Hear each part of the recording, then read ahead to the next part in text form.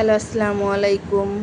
অনেক দিন আগে নূরের ফুপির একটা শিউলি ফুল গাছ দেখিয়েছিলাম আর বলেছিলাম যে নূরের ফুপির শিউলি ফুল গাছে সারা বছরই কম বেশি ফুল ফুটতে থাকে অল্প স্বল্প করে।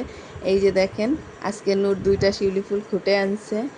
আরও ফুটতো যদি না ডাল কেটে ফেলতো। নূরের দাদা আবার নূরের ফুপির সেই শিউলি গাছটার ডালটা কেটে ফেলছে, যার জন্য এখন ডাল কমে গেছে, ফুল আর বেশি দিতে পারতেছে না। এই যে এই সিজনে তো আসলে শিউলি ফুল ফোটার সিজন না, কিন্তু দেখেন কত শিউলি ফুল ধরছে লো। আর এখন অল্প ধরে, একদমই অল্প, কারণ এখন তো সিজন না, এখন কম থাকে।